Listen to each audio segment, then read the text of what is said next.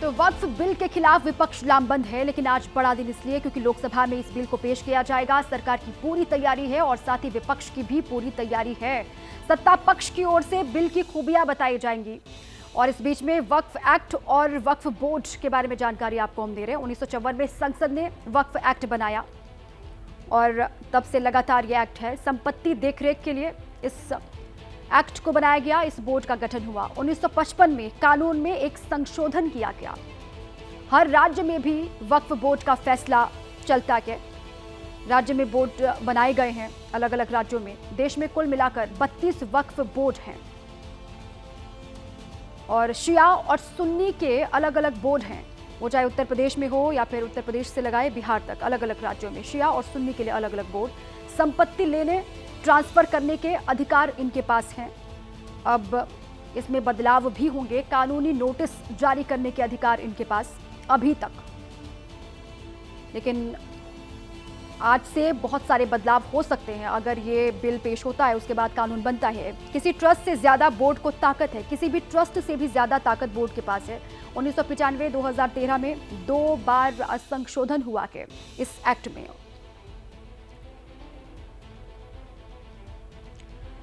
और देखिए, इस बीच वक्फ बिल को लेकर विपक्ष लगातार हमलावर है। वक्फ बिल पर राहुल गांधी का बयान सामने आया। उन्होंने वक्फ बिल संविधान पर हमला के इस बात का जिक्र किया। आज कांग्रेस सांसदों की अहम बैठक होनी है सुबह 9:30 बजे। राहुल गांधी के साथ ये मीटिंग होगी। बीती रात विपक्ष की बैठक में फैसला लिया गया, चर्चा में हिस्सा लेंगे, सदन में सरकार को घेरेंगे। विपक्ष की ये रणनीति बनी है इस बिल को लेकर। वक्फ बिल के खिलाफ विपक्ष लामबंद है और राहुल गांधी का बयान इसको लेकर है कि ये संविधान पर हमला है सरकार की ओर से जो किया जा रहा है।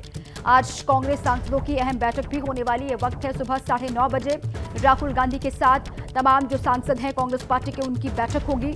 और बीती रात विपक्ष की जो बैठक हुई उसमें फैसला लिया गया कि हम चर्चा में हिस्सा लेंगे, चर्चा में भाग लेंगे और सदन में ही सरकार को घेरने का काम विपक्ष की ओर से किया जाएगा।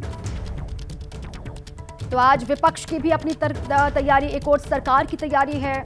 इस बिल के बारे में विस्तार से जानकारी दी जाएगी सरकार की ओर से, तो दूसरी ओर विपक्ष इस पर सवाल खड़े करेगा सदन में। हम तो बराबर डिबेट में हिस्सा लेंगे, अमेंडमेंट्स भी मूव करेंगे और हम उसमें पूरा अपनी बात को रखेंगे दलील के साथ और बताएंगे कि कैसा ये बिल अनकॉन्स्टिट्यूशनल है, कैसा ये मुसलमानों के फ्रीडम ऑफ रिलीजन की मुखालिफत करता है, कैसा है मुसलमानों के चैरिटेबल रिलीजियस प्रैक्टिसेस से उनको महरूम करता है। ये बड़ा इमोशनल कनेक्ट है वक्फ का मैटर्स का मुस्लिम समाज से, क्योंकि ये हमारे लिए एक इबादत है। ये नमाज की तरह नहीं और इबादत है ये।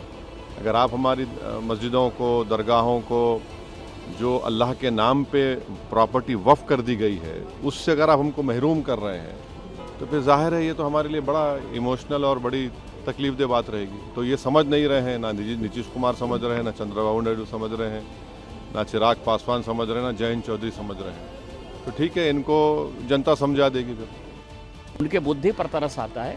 वक्फ अच्छा बिल है और इसको पास होना चाहिए। किस बात के लिए अनकॉन्स्टिट्यूशनल है? समानता का अधिकार आर्टिकल 14, 15, 16 क्या कहता है? आर्टिकल 25 क्या कहता है? कि सभी रिलीजन बराबर हैं, इक्वलिटी है। मुसलमानों के लिए आप विशेष तरजीह दे दीजिए और उसके बाद जो है हिंदुओं को जो है मार दीजिए, जैन को मार दीजिए, कैथोलिक को मार दीजिए, ईसाई को मार दीजिए।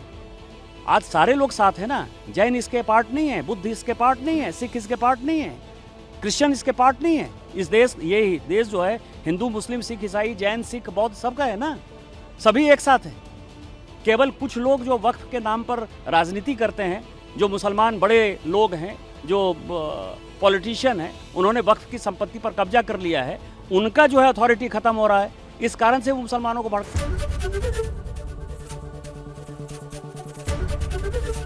एबीपी गंगा, खबर आपकी, जुबान आपकी।